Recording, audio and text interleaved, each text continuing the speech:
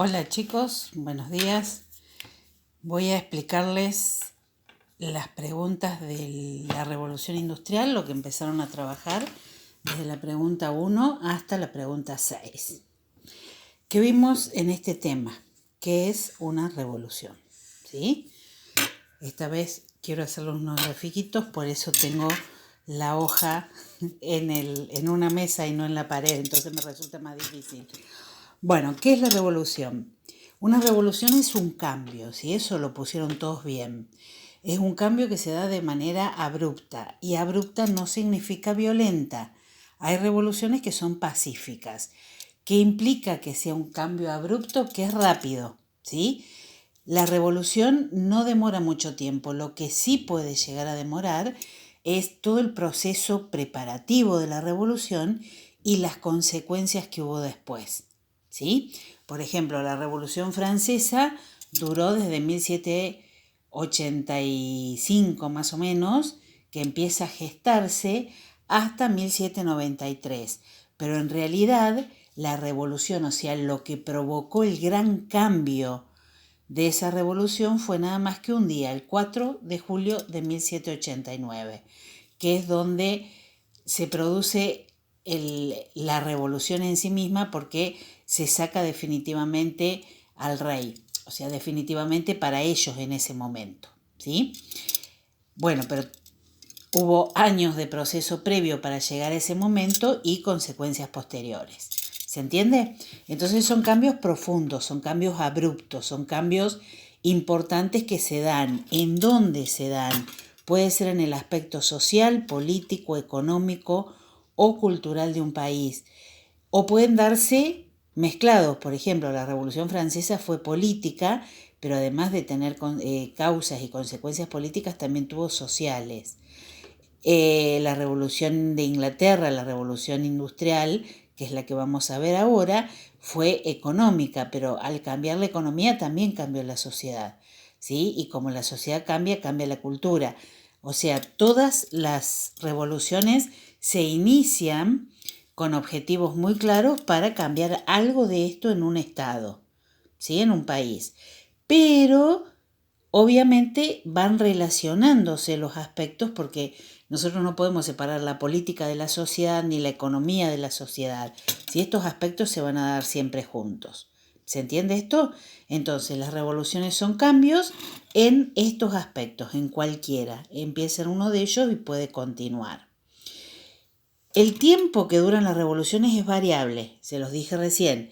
Puede durar muy poco tiempo, puede durar muchísimo tiempo. O sea, si nosotros hablamos del proceso de la Revolución de Mayo en Argentina, fue mucho tiempo, porque la Revolución de Mayo se empezó a gestar con las invasiones inglesas en nuestro territorio. Pero si tenemos que conmemorar el día de la Revolución, conmemoramos el 25 de mayo. ¿Por qué? Porque fue el día que se creó el gobierno patrio criollo.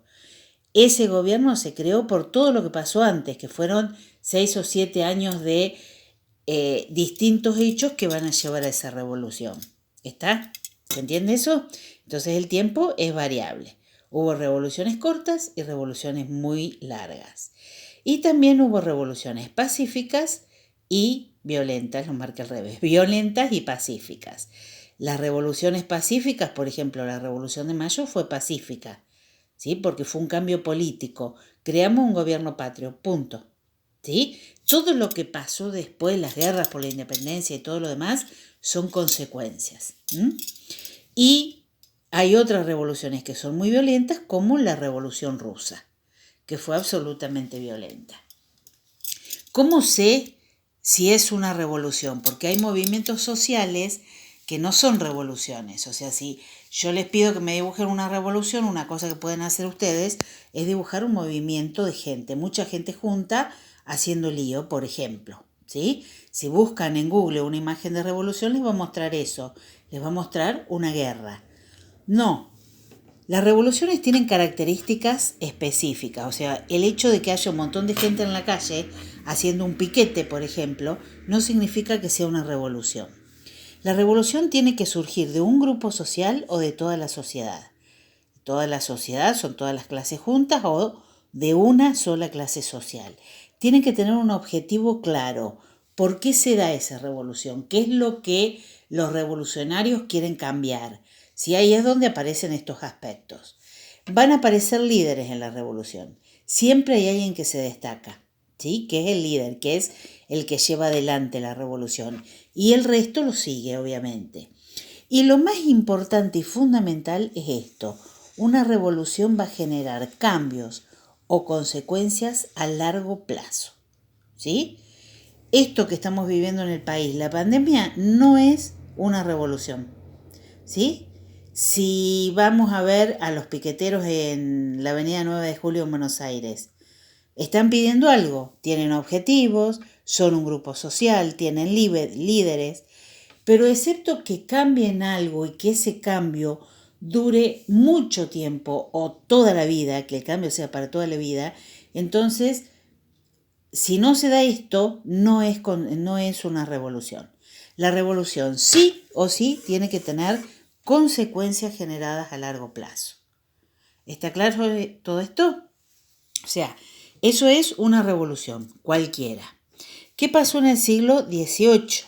En el finales del siglo XVII, comienzo del siglo XVIII, se dieron las revoluciones que nosotros conocemos como revoluciones burguesas. ¿Por qué se llaman así? Porque surgieron de un grupo social. ¿Cuál? Obviamente, la burguesía. La burguesía, acuérdense que eran aquellos que tenían dinero y que querían cambiar las cosas que estaban viviendo, sobre todo ellos querían formar parte de la política de los países, cosa que no podían hacer.